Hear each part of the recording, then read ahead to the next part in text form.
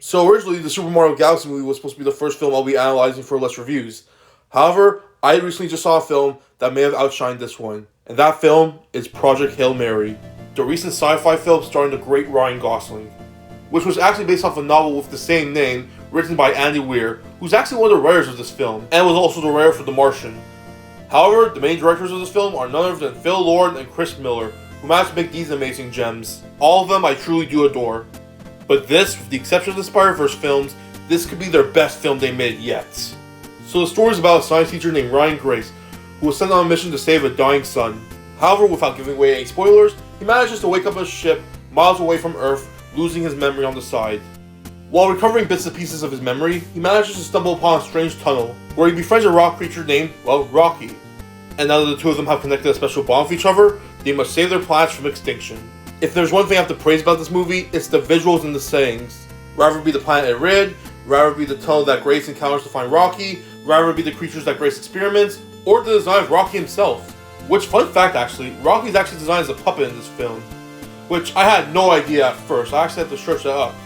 Major props to puppeteer James Orchis for making this character come alive. Even the ship itself is greatly designed and has some cool gadgets attached to it.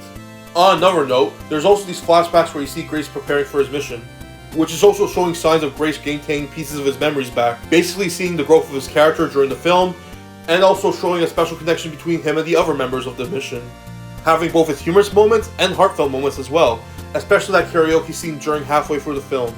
But of course, the best relationship in the film is with our two main protagonists, Grace and Rocky.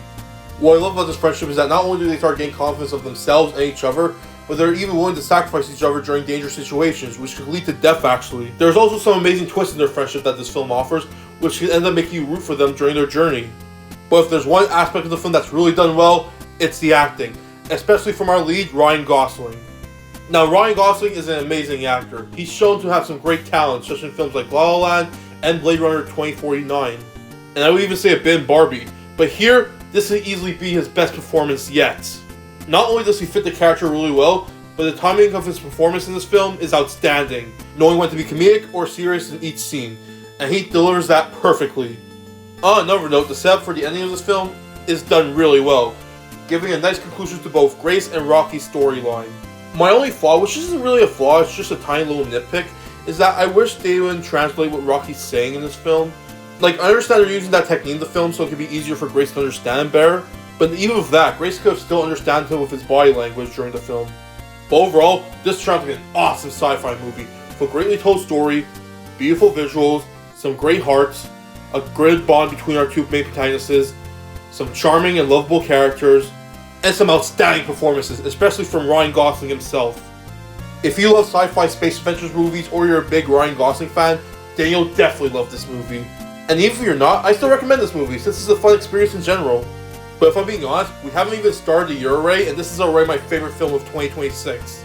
And easily the best recent film I've seen since Mario Supreme. I love every minute of this movie, and I honestly give it my thumbs up. Thumbs up. No, that's thumbs down.